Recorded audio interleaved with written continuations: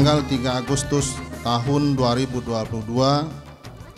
bertempat di Hotel Grand Zuri Pekanbaru, Provinsi Riau, telah dilaksanakan kegiatan FGD Forum Focus Group Discussion pengelolaan kawasan konservasi perairan darat berdasarkan perspektif dan prinsip kearifan lokal di Lubuk Larangan selama 2 hari yang dimulai dari tanggal 2 sampai dengan 3 Agustus tahun 2022.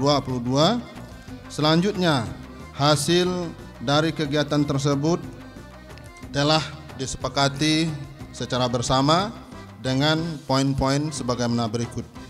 1. Keberadaan Lubuk Larangan memiliki nilai-nilai yang tinggi dari aspek ekologi, sosial, ekonomi, budaya, dan adat istiadat. Selain itu, Lubuk Larangan juga mempererat tali silaturahmi masyarakat. 2. Hasil penangkapan ikan di Lubuk Larangan atau dalam bahasa mencokau memberikan manfaat ekonomi, meningkatkan ketahanan pangan dan kecukupan gizi bagi masyarakat sekitar dengan keunikan masing-masing daerah seperti peribahasa lain lubuk, lain ikannya, lain padang, lain bilalang. 3. Berbagai ancaman terhadap Lubuk Larangan masih terjadi hingga saat ini. Perlu perhatian dan penanganan secara khusus agar keberadaan dan kelestarian sumber daya ikan di Lubuk Larangan tetap terjaga dan lestari. Beberapa ancaman yang memberikan dampak terhadap Lubuk Larangan antara lain alat penangkapan ikan yang tidak ramah lingkungan, PETI ataupun penambangan emas secara ilegal tanpa izin, limbah rumah tangga dan perusahaan, kuari ataupun galian C, dan penggunaan pestisida yang berlebihan. 4. Penangkapan ikan di musim panen ikan Lubuk Larangan atau mencokau telah disepakati beberapa hal yang antara lain: larangan menangkap anak-anak ikan untuk semua jenis ikan. B. Larangan menangkap ikan yang sedang bertelur. C. Alat tangkap yang digunakan terdiri dari jala, pukat, pancing, dan tombak. D. Waktu mencokau selama 1 sampai 3 hari. 5.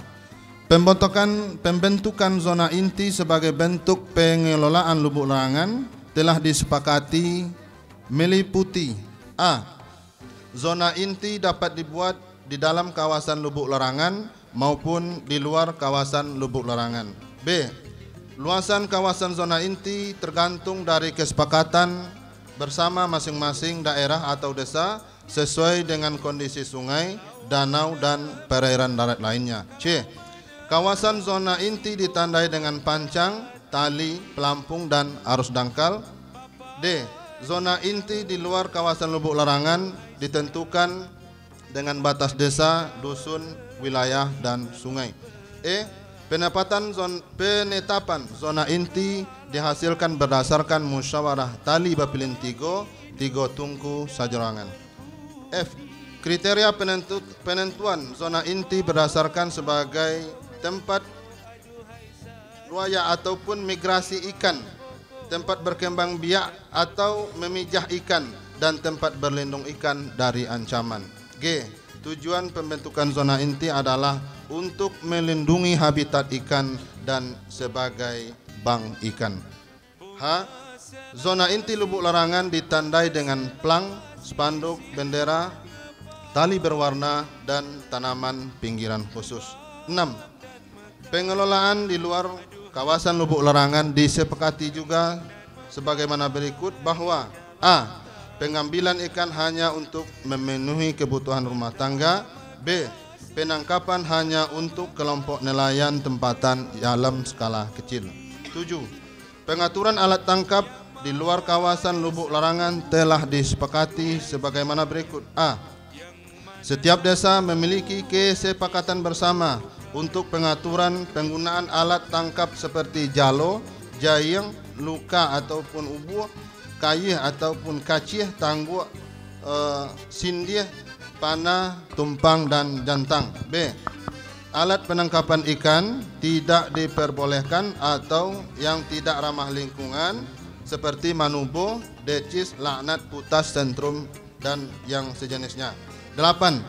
Larangan penangkapan jenis ikan yang dilindungi menuju kepada keputusan Menteri Kelautan dan Perikanan nomor 1 tahun 2021 tentang jenis-jenis ikan yang dilindungi seperti ikan belida, arwana, pesut, dan ikan pari. 9. Diperlukan adanya sosialisasi kepada masyarakat hukum adat, pemerintahan desa, dan nenek mama tentang jenis-jenis ikan yang dilindungi. 10.